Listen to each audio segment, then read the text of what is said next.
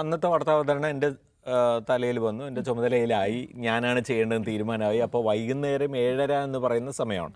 7:30 എന്ന് പറഞ്ഞാൽ സുബിക് ബേയിൽ അത് ശരിക്കും ഫിലിപ്പീൻസിലെ സമയം അനുസരിച്ച് അത് 10 മണിയാണ്, രാത്രി 10 മണിയാണ്. അപ്പോൾ ഈ രാത്രി 10 മണിക്കാണ് അവിടെ ഇരുന്നിട്ട് ഞാൻ ആദ്യത്തെ വാർത്ത അവതരിപ്പിച്ചത്, ഇവിടെ 7:30-ക്ക്.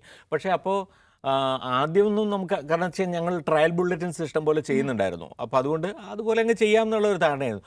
പിന്നെയാണ് കുറച്ച് കഴിഞ്ഞപ്പോഴേക്കാണ് നമുക്ക് ഈ ഒരു സംഗതി വരുന്നത്. ഏതാണ്, അവിടെ വലിയ ഹാളിൽ ഇത് ആദ്യത്തെ, എനിക്ക് തോന്നുന്നു നമ്മുടെ ഇപ്പോഴത്തെ അയ്യങ്കാളി ഹാളാണെന്ന് തോന്നുന്നു പഴയ.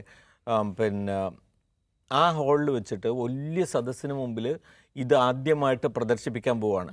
അവിടെ വാർത്താവിതരണ പ്രക്ഷേപണ മന്ത്രി PM സെയ്ദ് വന്ന് സ്വിച്ച് ഓൺ ചെയ്യുന്ന സമയത്ത് ഞാൻ അവിടെ ഒരു സ്ക്രീനിൽ വരും. അപ്പോൾ ഞാനിത് അവതരിപ്പിക്കണം. അങ്ങനെയൊക്കെയാണ് ഇത് വന്നത്. അപ്പോൾ ആദ്യം വാർത്ത അവിടെ നിന്ന് ഇങ്ങനെ സ്വിച്ച് ചെയ്യുമ്പോൾ അതൊക്കെ കൂടി കേട്ടപ്പോൾ എനിക്ക് ഭയങ്കര ടെൻഷനായി. കാരണം വെച്ചാൽ നമ്മൾ സാധാരണ നിലയ്ക്ക് നമ്മൾ ചെയ്യുന്നതാണെങ്കിലോ, ഇത് വലിയൊരു ഓഡിയൻസിന് മുമ്പിൽ അങ്ങനെ സത്യത്തിൽ അങ്ങ് അത് ആലോചിക്കുമ്പോൾ ഒരു തമാശയുള്ള എന്താണെന്ന് വെച്ചാൽ അതിനേക്കാൾ വലിയ ഓഡിയൻസിന് മുമ്പിലാണല്ലോ നമ്മളിത് ചെയ്യുന്നത് എപ്പോഴും. അത് നമ്മൾ ഓർക്കുന്നില്ല.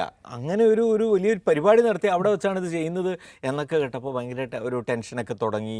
രാത്രി 10 മണിക്കാണല്ലോ നമ്മൾ ഏതാണ്ടൊക്കെ റെഡി ആയ ഒരു 8 മണിയാണ്. കാരണം വെച്ചാൽ അന്നൊക്കെ വാർത്ത എന്ന് പറയുന്നത് നമുക്ക് വേണം പിന്നെ സംസാരിക്കാം അതിനെക്കുറിച്ച്. പെട്ടെന്ന് എല്ലാം നേരത്തെ തയ്യാറാക്കി വെച്ചത്, അല്ലാതെ ഒന്നും ലൈവോ കാര്യങ്ങളോ മാറ്റോ ഒന്നുമില്ല. അതെല്ലാം തയ്യാറാക്കി വെച്ച റൺഡൗൺ അനുസരിച്ച് ഒന്ന് വായിക്കുക എന്നുള്ളത് മാത്രമേ ഉള്ളൂ. അതനുസരിച്ച് അത് എല്ലാം റെഡിയാക്കി കഴിയുമ്പോൾ എനിക്ക് ടെൻഷൻ കാരണം നിൽക്കാൻ വയ്യാണ്ട് ഒരു 10 മണി വരെയൊക്കെ എങ്ങനെ കഴിച്ചു കൂട്ടിയെന്ന് എനിക്കേ അറിയുള്ളൂ ജിൽസി. 10 മണിക്ക് ഇത് അപ്പോഴേക്കാണ്, അതിനിടയിലാണ് ഒരു വിവരം വന്നത്. ഈ കംപ്ലീറ്റ് ഈ ചടങ്ങിൽ വെച്ചിട്ട് സ്വിച്ച് ഓൺ ചെയ്യാൻ നിൽക്കാതെ PM സെയ്ദ് മടങ്ങും. അദ്ദേഹത്തിന് എന്തോ തിരക്കുള്ളതുകൊണ്ട് അദ്ദേഹം മടങ്ങും. പിന്നെ ബാക്കിയുള്ളവരെ ഉണ്ടാവും. അത് സത്യം പറഞ്ഞാൽ എനിക്ക് ഭയങ്കര റിലീഫായി. ഒരാളെങ്കിലും പോയല്ലോ. ഒരാളെന്ന് വെച്ചാൽ മന്ത്രി എങ്ങ് പോവാണ്. അപ്പോൾ ആ കൂട്ടത്തിൽ കുറേ പേരൊക്കെ പോവുമല്ലോ. പിന്നെ ബാക്കിയുള്ളവരൊക്കെ ഉണ്ടാവുള്ളൂ എന്നുള്ളതുകൊണ്ട് കുറച്ച് ആശ്വാസമായി. അങ്ങനെ അതിൻ്റെ ഒരു ബലത്തിലാണ് അന്ന് അവിടെ ഇരുന്നിട്ട് വാർത്ത വായിച്ചത്.